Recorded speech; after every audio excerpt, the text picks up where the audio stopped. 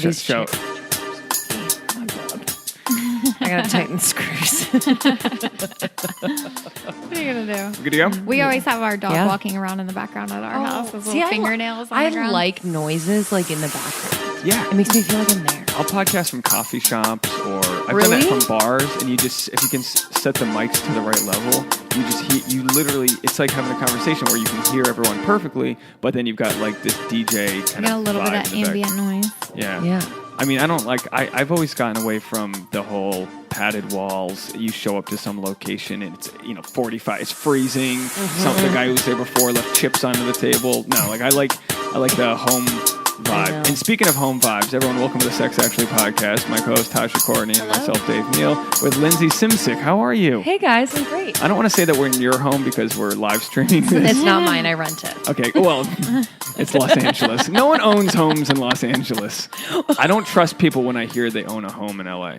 Well, I'm like, you didn't buy that. Your parents did. Fuck you. Exactly. Yeah, it's like been passed down through generations. I need to read up on how to own a. I don't know the first thing about looking for, you know what I mean? Just all the little things. We looked at a place. This whole episode is going to be just like this sad. We looked at a place. It was a 1-bedroom apartment, and it was $400,000. Oh come on! Yeah. And it's like crazy. someone died there. It was like, what's the sale? It was a like, it's abatement a sale, whatever sale. it's called. Yeah, it was a sale. And I'm like, oh great, we're going to show up, and someone's going to have like a lump of cash and put it on the table and buy it for $500,000. Yeah, the market right now is crazy. Last night I showed him a picture. It was like a little thing that was featured on Racked, and it looked like you could blow this house over. It was like it looked like an Amityville horror house, like all the paint's falling off, and it was $800,000.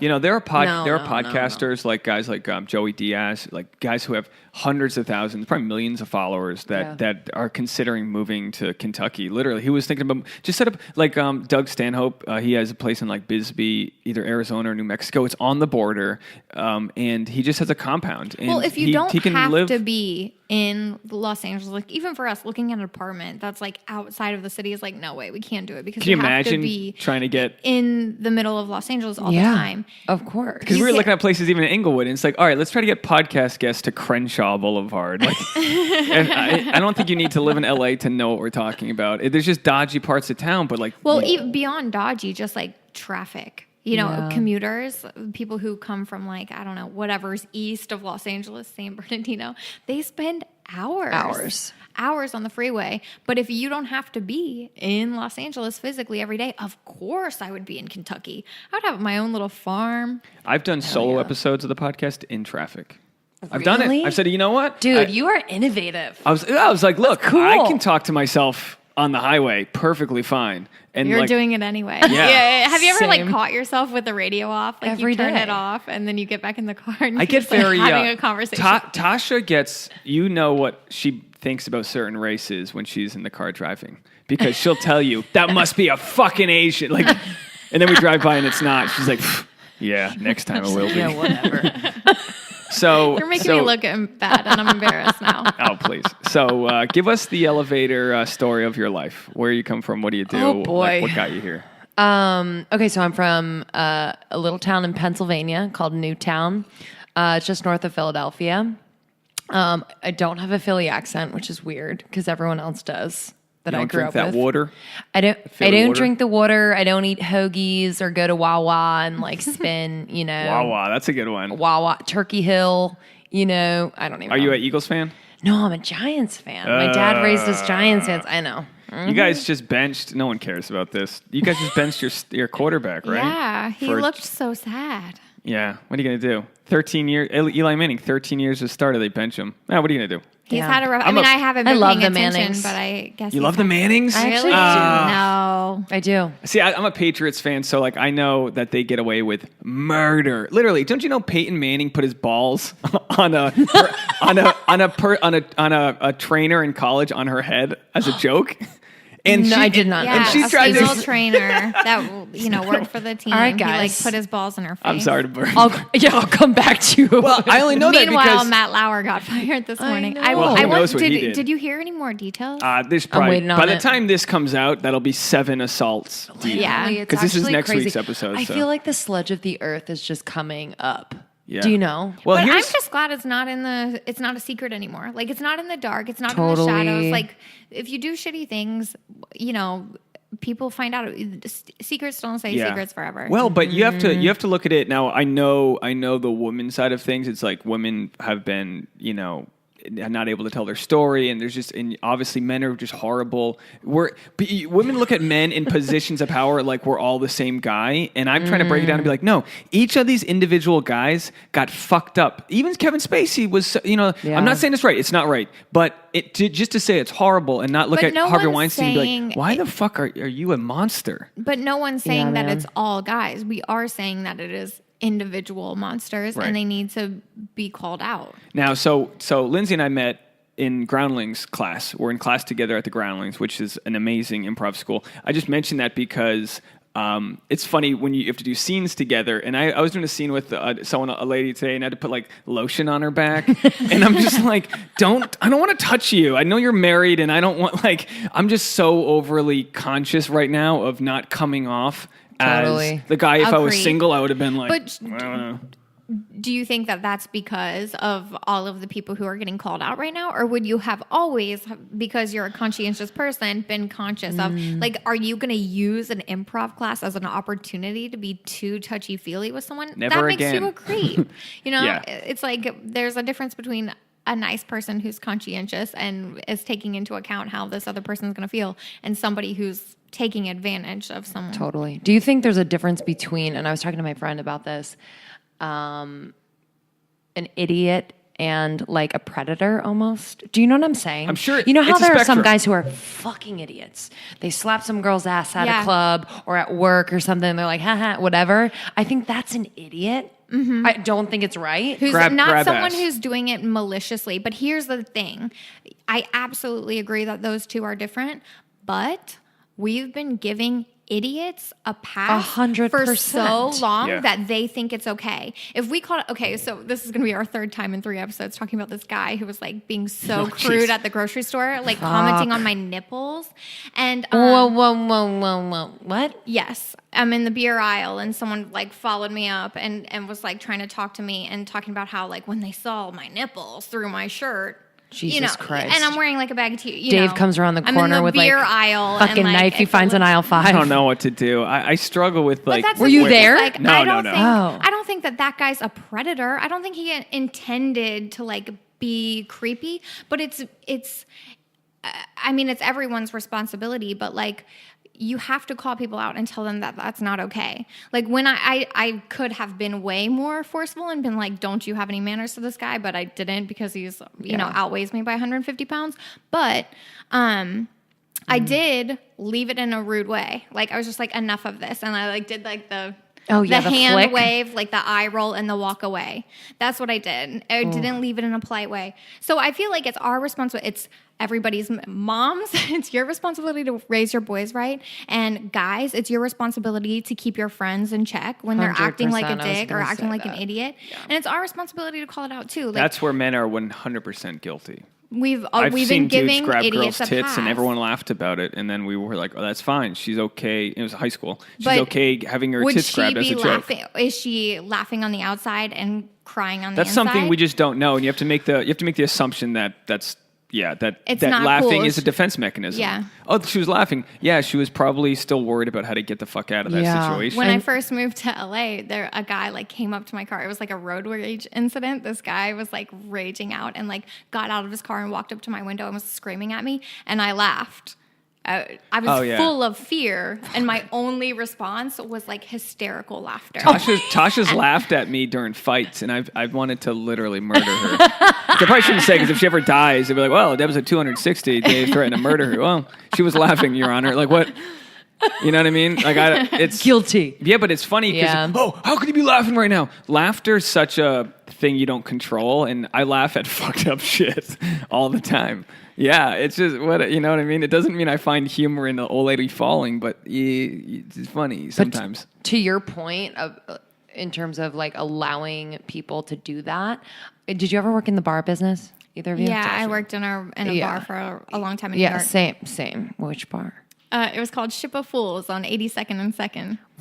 What if you were coworkers? I lived right there. What? I lived on 82nd between 3rd and Lex. What? Isn't that Did you ever crazy? go there? I mean, it's been No. closed for a long time. Yeah, no. It closed after I left, probably like a year or two later after I moved. But you're making your money off of that eye contact. You know what I mean? Well, I mean, Like, it's that's customer the thing. service. It is was. important. I worked at Bounce Sporting Club, which was like bar turned in club, like after a certain hour, and we were wearing these like tight dresses. Wait, I'm sorry. What's it called? Bounce Sporting Club. And that's on the Upper East Side.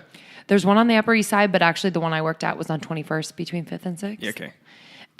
But I mean, the amount of times that I allowed dudes to disrespect me is like.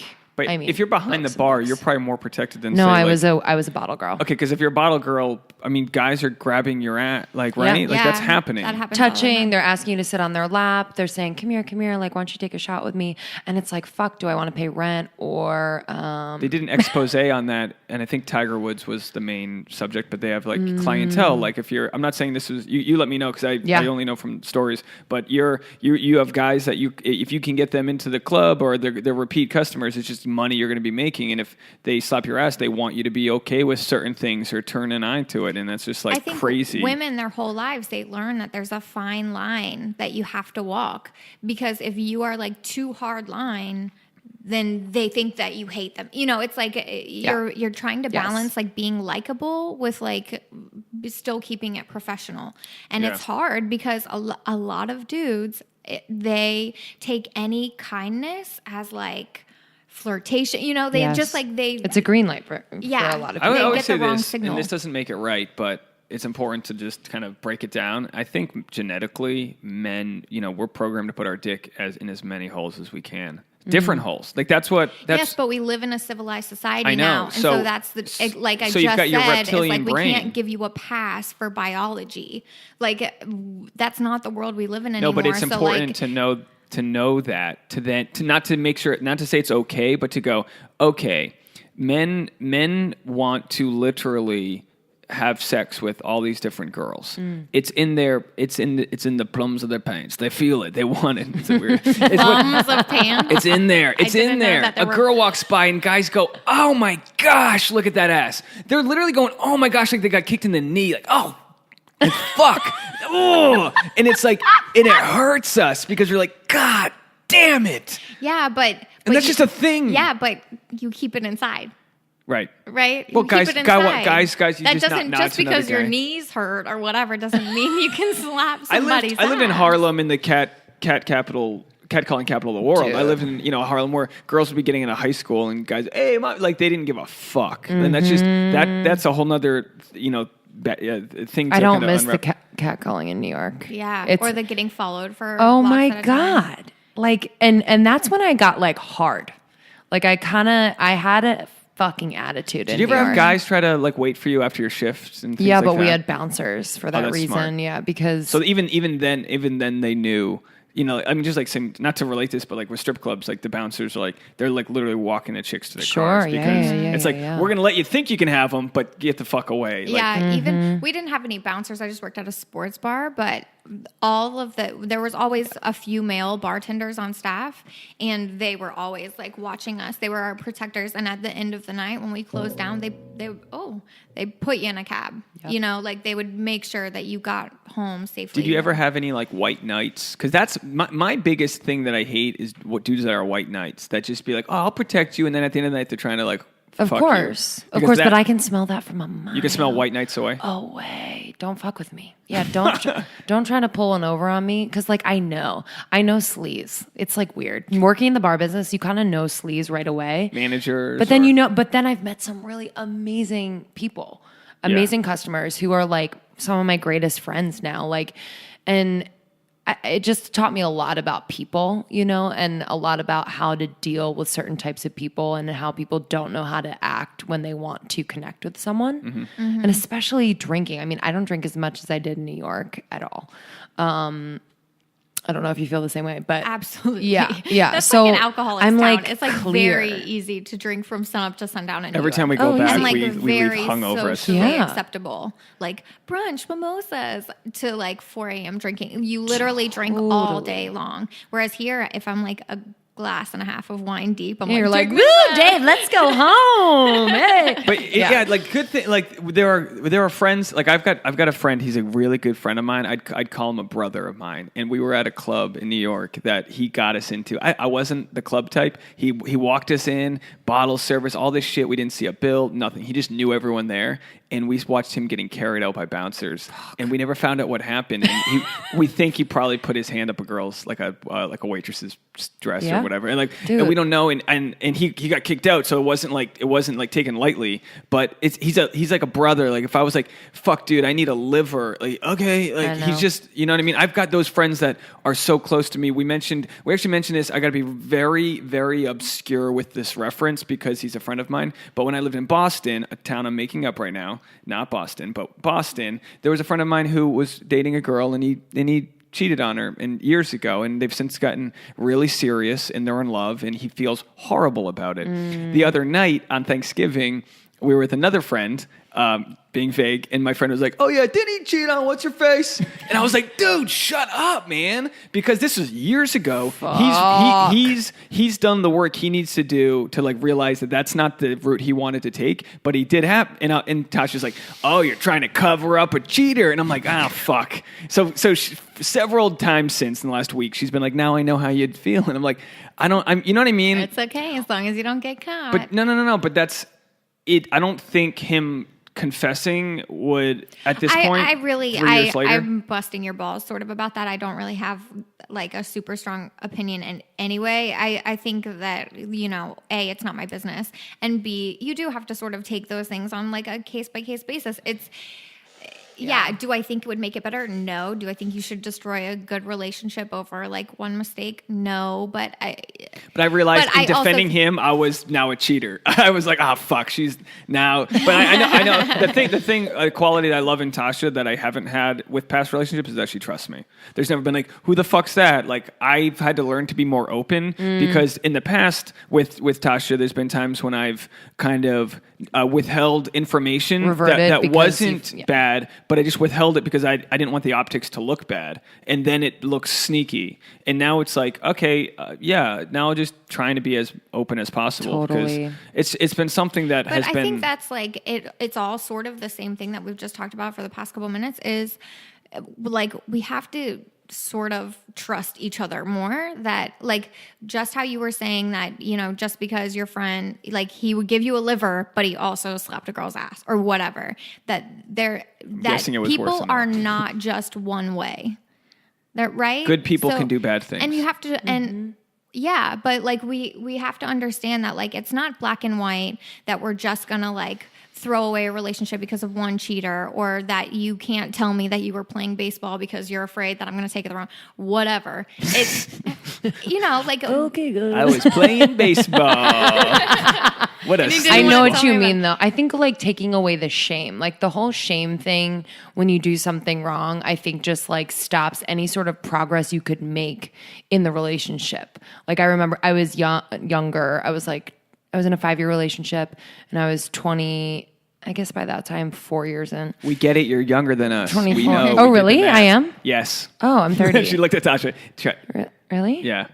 I can't say age. You guys look young as hell. I'm older than you, but you're not. Your podcast is okay. Well, okay, but you're. I'm gonna say it one more time. You're still the youngest. Your podcast is called Almost 30, which is about. Well, it was inspired by our transition, up, but it's that's a benchmark. That's the 30 is a 20s. It's like you might be 29, but it's like 20s, and then 30, like fuck. Yeah, and it's also like fuck in a good way. It's like fuck, get me out of my 20s a little bit. Do you know what I mean? But I 5-year relationship, and I cheated on him. You cheated on him. Mm-hmm. What was your motivation? Like, what was going wrong in that relationship that led you to like look for somebody else? I think. So I was living in New York at the time. I was working in the bar business while pursuing my acting career, doing all these things. And I had been dating him since I was 21. So we were in college. He was a couple years older than me, had graduated, and we were long distance for a little bit. It was amazing for most of our relationship, but I think I let a lot of things go.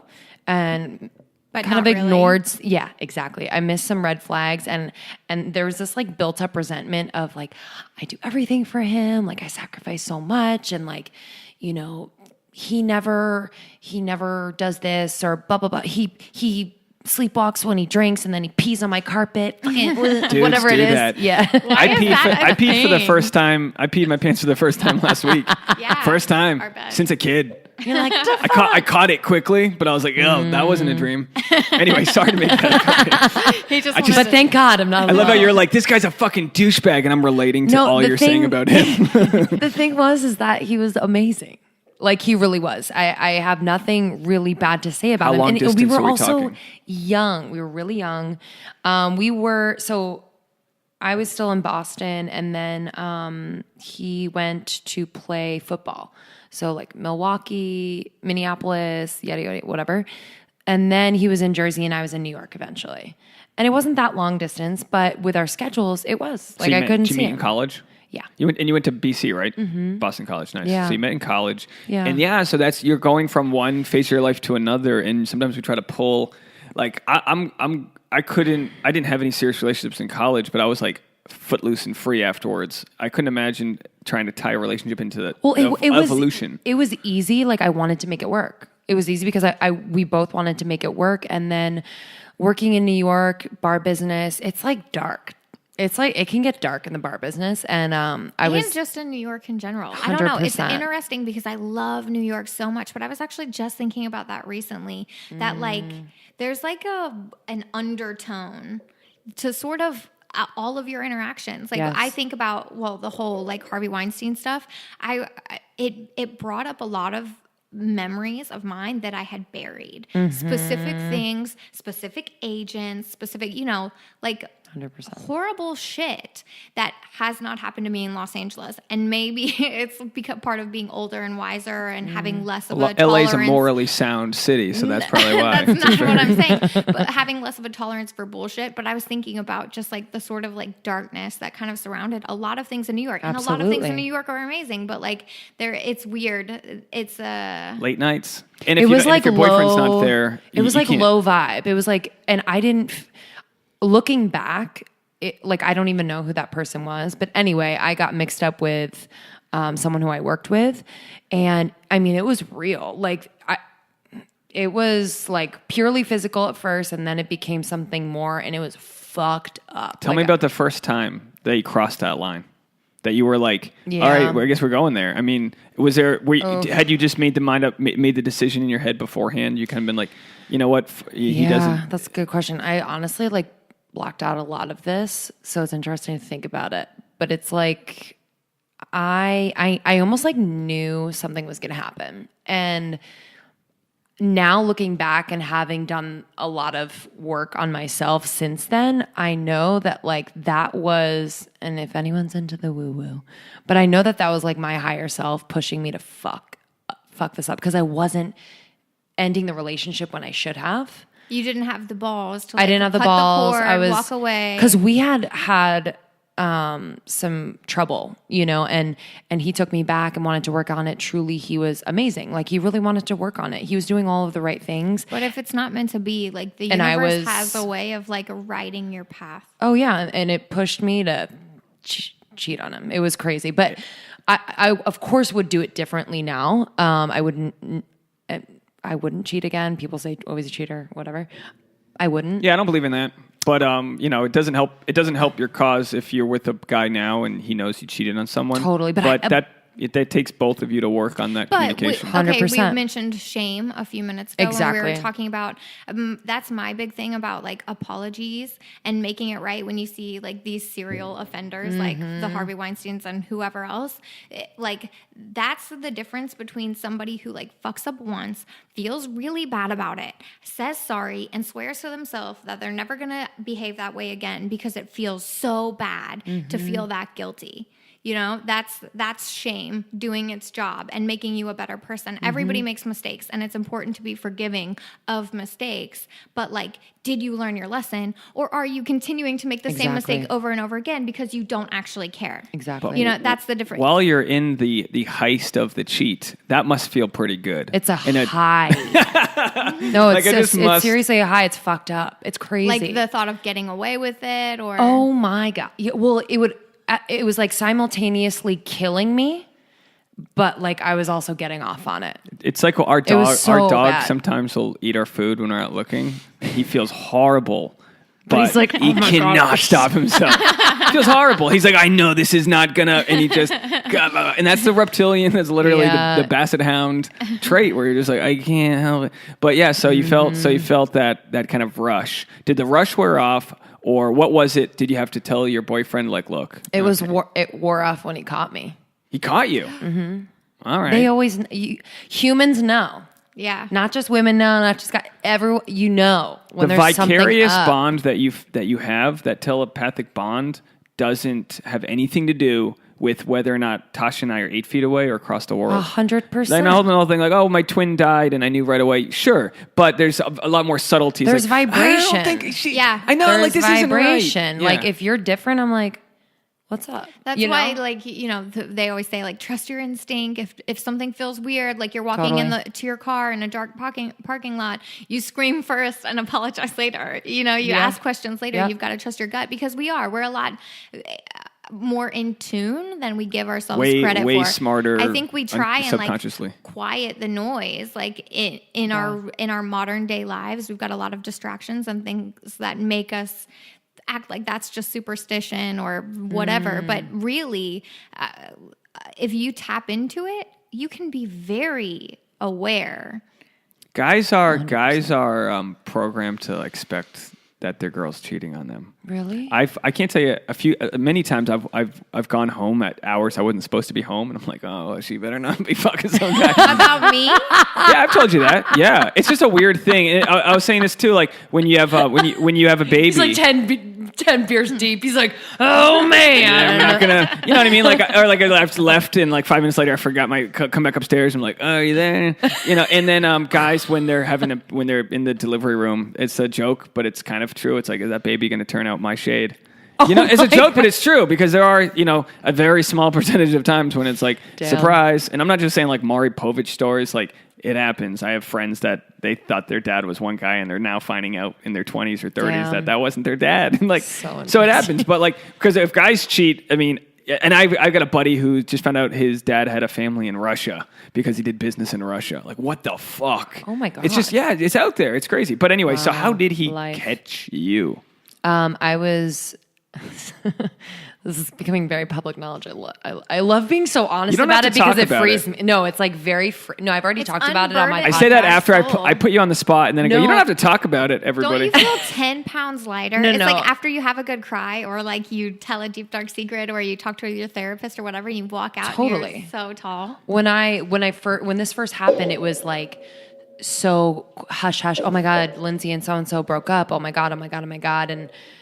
And I let people believe whatever, but like I was if people asked me, I would tell them, it was like, it was part of like how I was kind of learning more about myself. But anyway, I was writing on my iPad. I was writing a text email. This is a sync story. We got a sync story coming in. Yeah. It's always a sync story.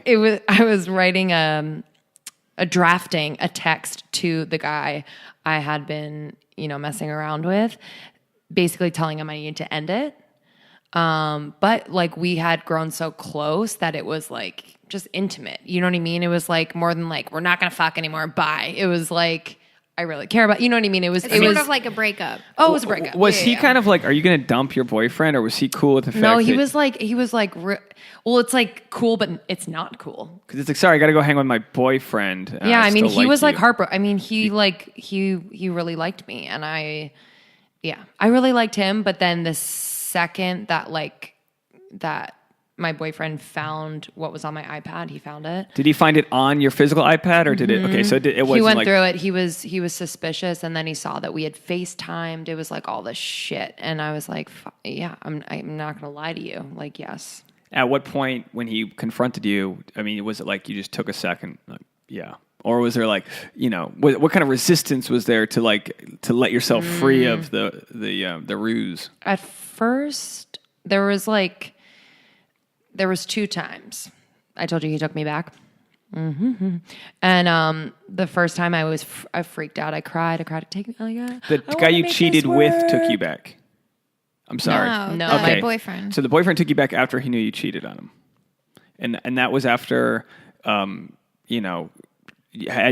you begged like no, like what Yeah, I was like I want to make this work. I was like crying, but literally as I was crying and on my knees, basically I was saying like no, like I don't want to make this work. It was crazy. It was like you had that. Well, you have that oxytocin kind of connection to someone. They're like, I have to make this work. The security of what's comfortable. Yeah. And knowing that if it doesn't end up working out, then you've fucked it up. Exactly. Which doesn't mean I'm not judging you. It's just. But I think like that's. No, I know, but cheating like tainted the whole thing. Well, and I couldn't go back. And that's the thing is, and I think it's for a lot of people. I don't want to speak for everyone. I'm sure we have listeners out there who have cheated and decided to work on it, and things are fine. But for me, I don't think it would ever be the same. Have you cut a guy before cheating on you? A gray area cheating. Yeah, it was one of those things where like my high school boyfriend and I had broken up. Oh yeah. But we were still hooking up. It was like one of those things. It was like an on again, off again. We weren't like, it wasn't over emotionally. And he had sex with somebody that was on my dance team. It was like, it was very traumatic for me. It sucked. But my personal opinion is that if someone cheated on me and we tried to get back together, I would never have that trust back. I don't know if that's true forever, but I don't think it would be something I don't know if he did either, to be honest. Because I can't even get past that Dave picks up his socks. Please go dive into this. What are you relating to me cheating? Sock issue? You steal my socks. I always catch you wearing my socks. I'm one of those people that I have a hard time letting it go. Yeah, I mean, I don't know how I would react to that. I haven't really had to deal with cheating. I mean, I've never been cheated on. I'm sure it's coming at some point in my life. It's a karma thing. It doesn't have to be.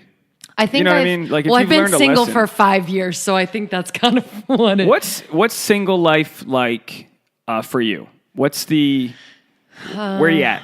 Well, I think not right after, but soon after we broke up for good, I was in New York and I was dating. I was like serial dating, and it was fun. Online dating or just both? Bar? I was doing like apps. I was doing like customers from the bar. What year are we talking? I'm trying to think. Relate this back to. I was doing some online dating, maybe 2012. Whenever like the year before Tasha and I started dating, I was on Tinder before like people were on it. 2013, 14. Okay.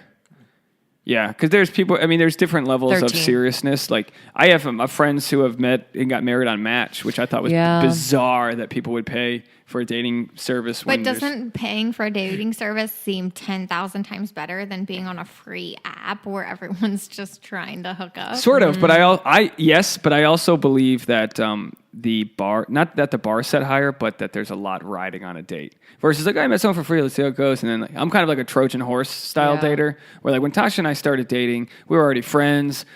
She was probably more worried we were going to fuck it up than I was. I was like, let's just, what do we have to lose? Like other than our friendship? Like what do we, but for a guy. Obviously didn't mean that much to you. Now for a guy, and I've said this before, it's the thought of her, of my friend Tasha dating another guy and me having to like, accept that I didn't try my hardest was greater than the thought of, no, don't lose your friend. It was like, I couldn't afford to lose her as a friend. I couldn't afford to lose potential. You know what I mean? Totally. But that's not always there too. Like I've thought, I was always an optimistic dater. I'd be like, I would paint red flags white in a second. I would make whatever I didn't know about the person fit into my life. Like it's going to be great. And then you find out, oh no, they're not on the same page as me. Yeah. And then immediately like you have to like rewrite how it all goes. Side note, that's that like filling in the blanks with what you want it to say. I just read a really interesting article about that, talking about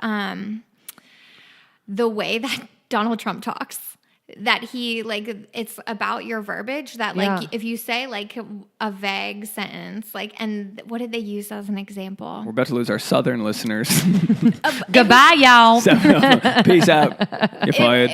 It was that the way that he talks and the way that he like structures a sentence is not really it's not a fully formed sentence. It's like it's very easy to fill in the blanks. So it makes his supporters think that whatever he's talking about, it's like he's built a cop out. He's built a way that like people can fill in their own beliefs. Yeah. And like that's what we do feel with like anything. Someone else is agreeing with them. So it's like, you always want to be right. That's why you read your own like bubble news. Right. Because you want like things that validate your own existing opinion. I love reading other like Fox News and other stations that I would disagree with. I love reading it. It's interesting. Whenever I get a point of view on something, I can't wait to go read it and find out what Fox is saying about Matt Lauer. You know what I mean? Know. I don't know. I like to see it helps you triangulate when you have different. We just went off on. Sorry, I didn't mean to take you off topic. No, but the article was really interesting, and I'll try and find it again so we can talk about it further next time. But are you an optimistic dater? Like, do you expect the best out of these guys, or do you expect them to be like LA? Like, do you steer away from actor types or? Yeah, I mean, I'm open. I think I've had like 2 relationships here in LA that were like, one was like 6 months, another was like a few months. And I'm always optimistic. I think I just get in my own way because if something's a little off, it becomes like a bigger issue than it needs to be. I'm like, oh, well, I'm not going to marry them now. So, I couldn't live with that. It doesn't fit into the... But I also have learned, and I haven't dated in a little bit. So just like kind of observing myself almost, like, it's not going to be perfect, Linz. Like, I'm like waiting for this perfect. Yeah. And There's that no sounds such so thing. like duh, but social media truly, doesn't help with that. Painting every wedding is the most magical experience. Like I've always said this as a joke. You don't see the divorces posted online. You don't see like the truth of like, well, we fought today. It's always like, oh, we're on vacation. You know what I mean? Totally. So when you can kind of like digest the fact that, all right, social media shows the highlight reel, but there's real life happening. There's tough days or weeks and. I'm just loving getting to know people, and that sounds corny, but I know that like anyone I meet is like kind of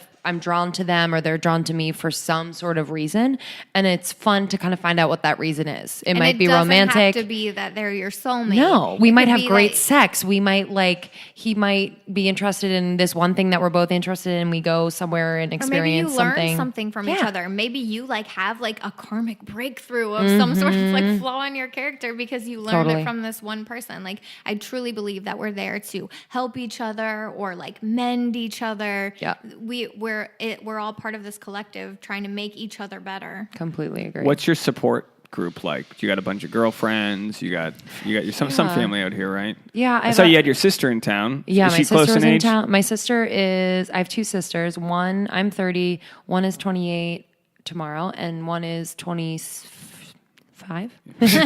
And then my brother's almost 22. Oh, cool. And my family's amazing. So you're the oldest sibling. Yeah, I'm the oldest chicken. We can break this down because Tasha's the oldest, and I've done some research on older.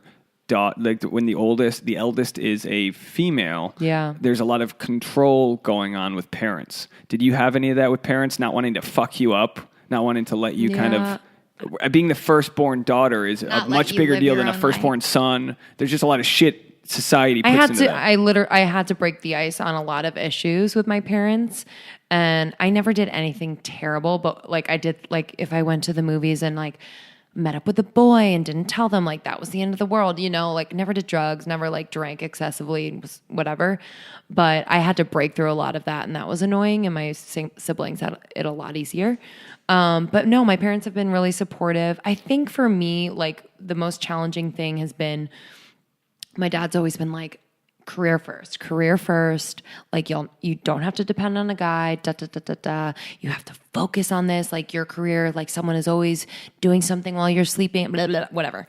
I'm like, yeah, I agree. Totally. Yeah. But then it seeped into my relationships in a way that I was like, oh, so I can't have a boyfriend right now while I pursue this. And yeah, sometimes it feels very true, but I've also matured enough to know that I can manage both. And I think I was always operating from a place in a relationship where I was like, oh, I don't want to lose them. I want to give them enough attention so that they feel loved and wanted and But meanwhile, I have to go prepare for an audition. So what do? Do I prepare for the audition or do I go spend time with him? Yeah, you know what I mean? It's like this crazy thing. But I also think I'm more attracted to someone who's like doing their thing. And I want it, and you I would want the wanna same have thing. that. Mm-hmm. So I just have to like chill out. And Having faith that you'll have your quality time. Yeah. And it's not always, and you might have a date planned and then you get this audition, you go, and having a boyfriend that understands. Yeah, and have like, faith that scraps. like they're just gonna like see me and just like admire what I'm doing, and I'm gonna admire what they're doing and not have an issue. Like the little stuff, like scheduling. I mean, my schedule, as all of our schedules are, all over the place. Yeah. Never predictable. Changing at the last minute. But it's like, this is life. This is what we chose. Last night I had a 6:30 p.m. set and a 9 p.m. set, and I was going to go from 1 back home, and we were going to shower together. That was our big plan. We're going to just take a shower together. So I went to my first set dirty because we came from yoga. She was still waiting in her yoga clothes. And then after my first set, they were like, oh, someone dropped out of the show. Can you do another spot?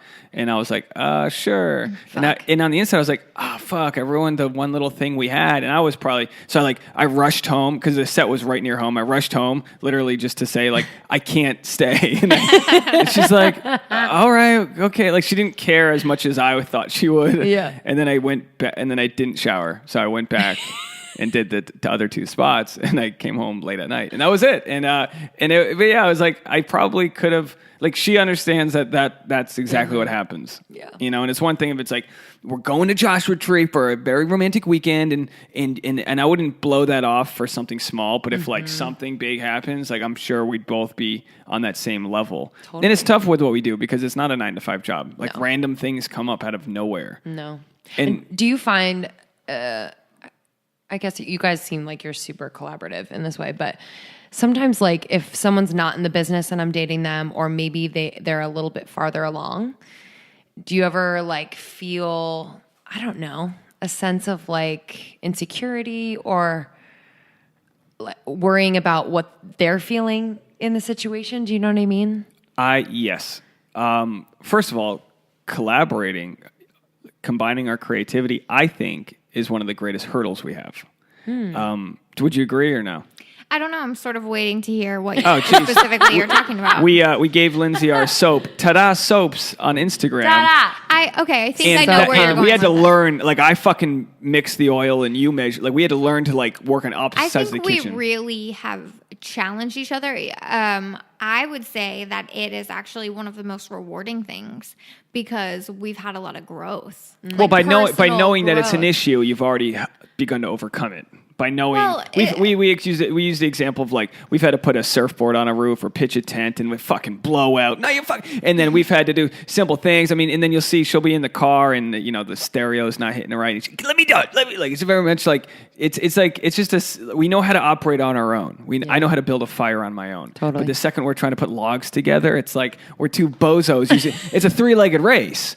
And I think we're both very independent and like very strong-willed. So for me, I'll speak only for myself. I need a little coaching on how to be collaborative.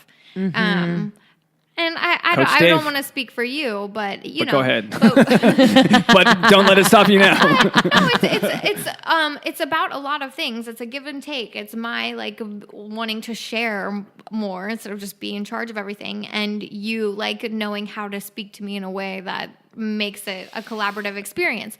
Versus, I talked to Tasha like she's a baby holding a gun she wasn't supposed to hold. I'm like, baby, okay.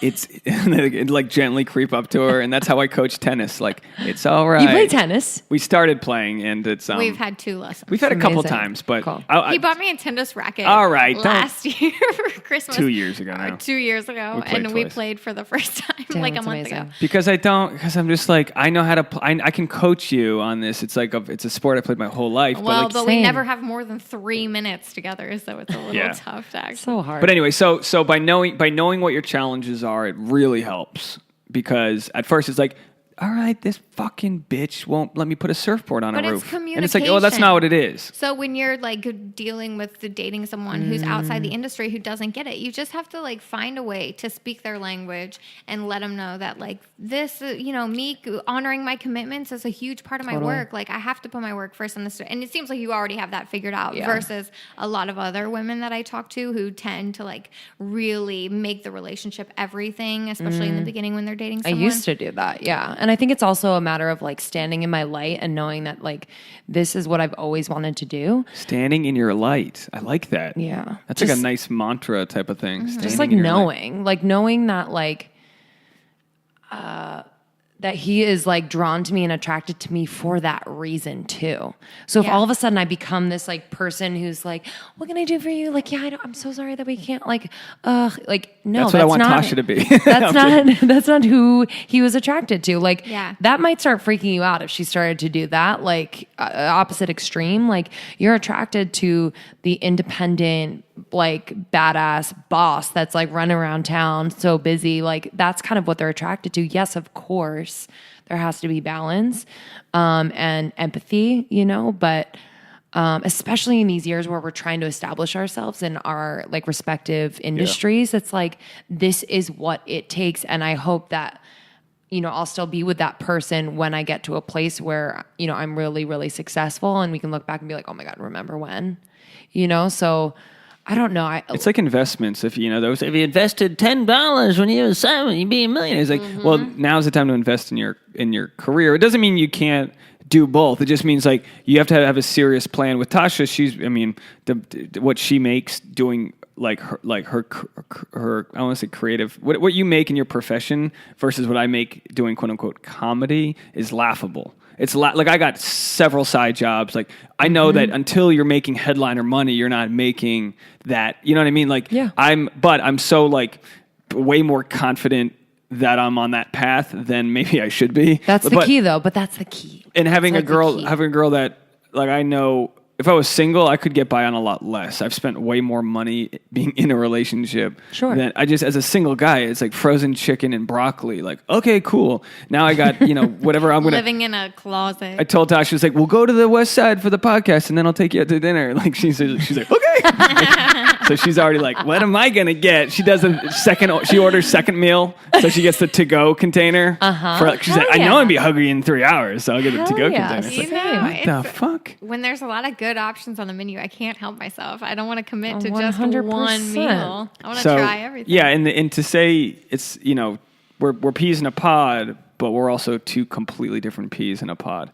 Thank God. Pod being a small studio in Koreatown. But it's how to complement each other without resenting and having all these feelings like, oh, like it's tough for me to know what she can make in an hour versus what I have to make all day. So she's like, oh, we really have to work this weekend. It's like, yeah.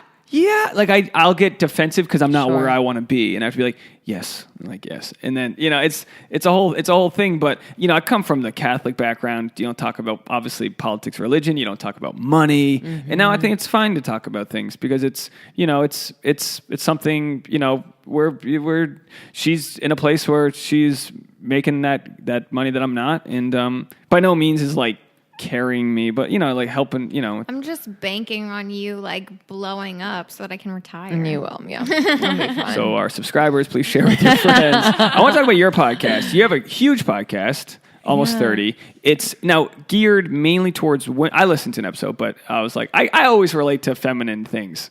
I don't know what it is. Well, you should. I think any guy with a girlfriend should.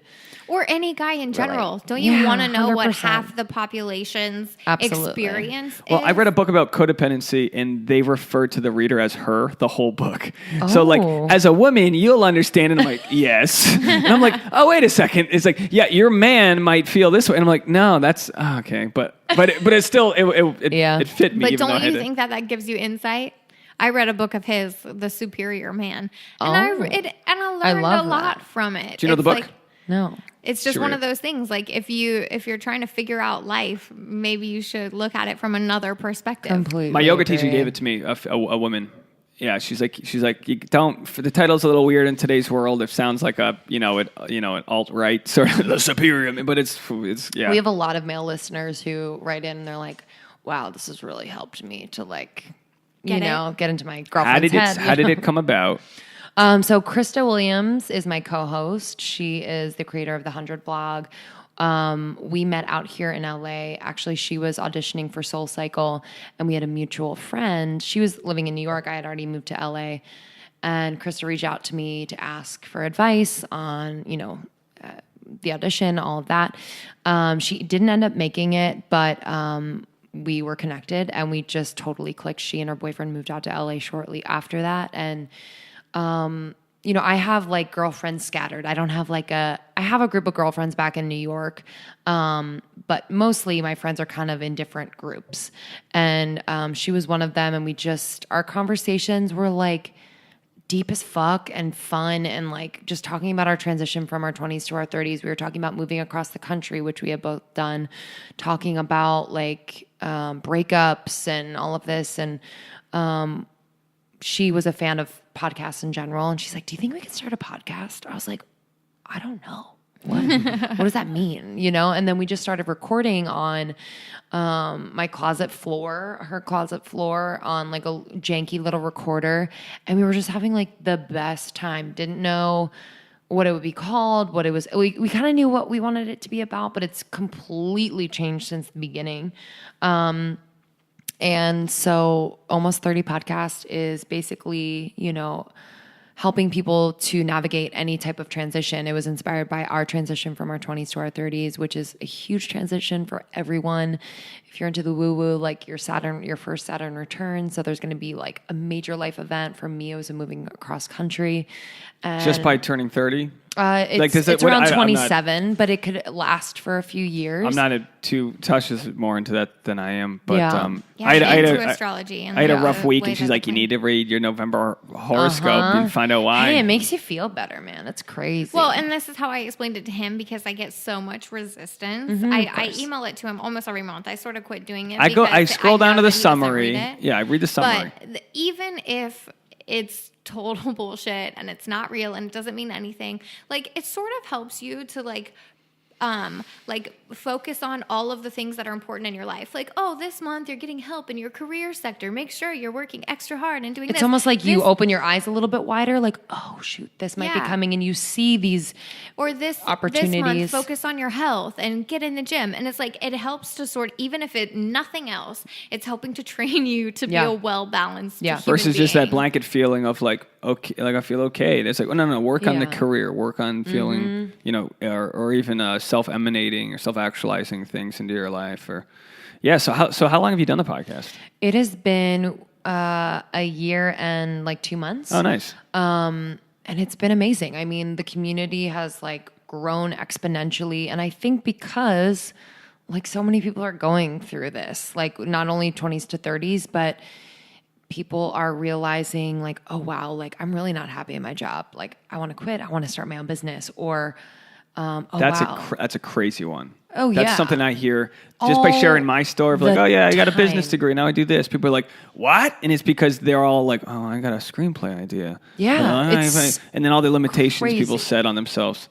Yeah, it's amazing. So that's probably something that's people a big can relate one. to. Health, wellness. We talk about health, wellness, spirituality, sexuality, relationships, you name it. And we now we'll have episodes of just Krista and I, which is kind of how it started and what we love. You know, that's how people connect with us. But we also bring on people to talk about all of those topics. And it's just like really raw, really funny, really real. It's like we don't edit it at all unless someone says, oh, can you take that out? But we don't edit it.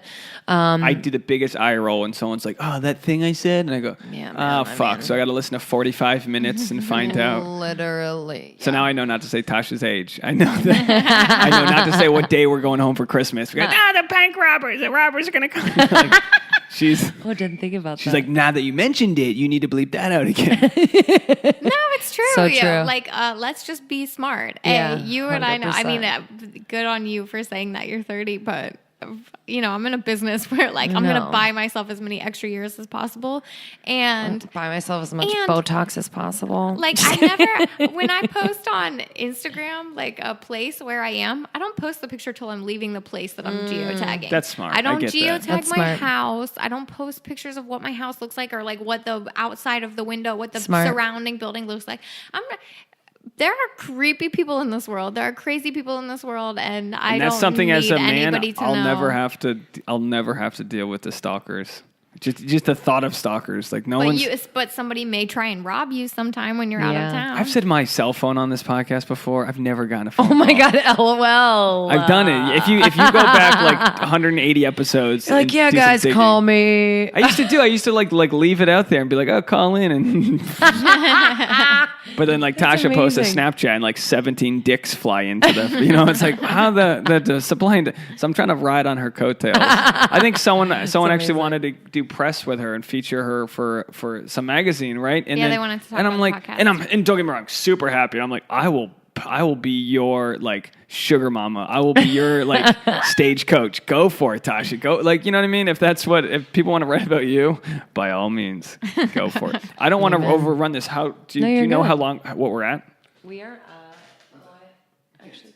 It's on the, it's on the other. let me know. So I don't, I'll Tasha, plug your socials up before we get out of here. I feel like we're probably close to an hour. You can talk to me on Instagram or Snapchat. My Instagram is Tasha Courtney. Snapchat is Tasha TV. Send me a message. I like reading your messages. I started doing Instagram stories on the Sex Actually Instagram page. That's my new thing at red lights. I do. So if I'm at a green light, not moving because I don't know it's green, check Sex Actually Pod on Instagram and go find that out. And what's your social where people can find you? My social is at Lindsey Simcik and SIMCIK, Lindsey with an E. And then at Almost 30 Podcast. What are we at time-wise? 55. Oh, I could feel it.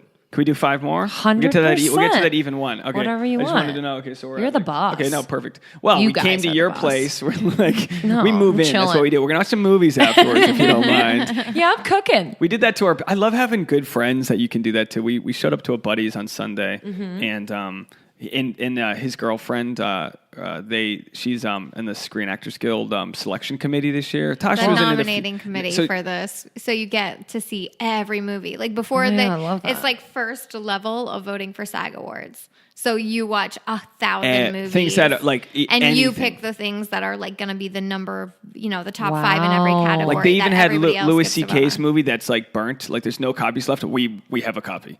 So it's like really cool, and they have a huge TV. So we're like, all right, we're just gonna show. And he made like leftover pea soup from Thanksgiving. So we're like, we're gonna show up, and he thought we were coming for like lunchtime, and like we're there at 5 p.m. and we stayed till like we damn well pleased. But like they're at that level of friends where like they didn't care. Tasha and Sarah Ann are trying each other's bras on or whatever you girls do. We do that talking about every time, discussing like cup sizes and all these things. And like Ben, the guy, and I are just looking at ourselves like, it's weird. There's just things. There's like it's so hacky to be like, oh, men just go into the garage and play. You know what you guys were? You were discussing the TV mount. They have like a TV mount with an arm that swings out, and they were like looking at it. Dude.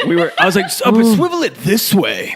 Okay, and I'm Tasha, we can get one of these, and she's like, I don't care. But then you're literally checking out Sarah Ann's bras to see if you're actually missized, whatever. I don't know. See, like I don't even know.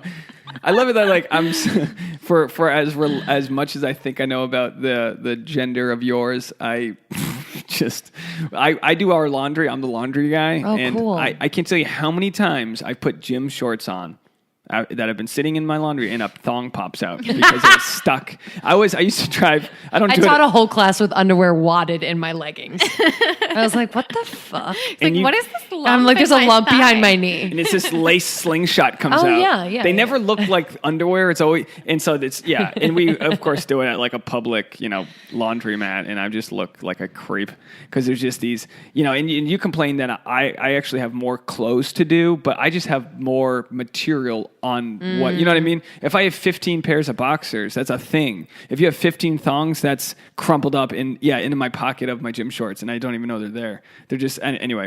So it's a whole, I've never lived with a girl before. I've never had to deal with any of this shit, but, I do the laundry, and I think that's important. The shit, that's the way you want to describe our relationship? Well, you're worried about a missing sock, and I'm the one who's like hauling like Santa Claus, these burlap sacks of clothes to the thing, doing it. Me and like 50 Mexican ladies are all just doing our laundry. And I've actually podcasted from the laundromat before. That's amazing. But how much have you learned about laundry?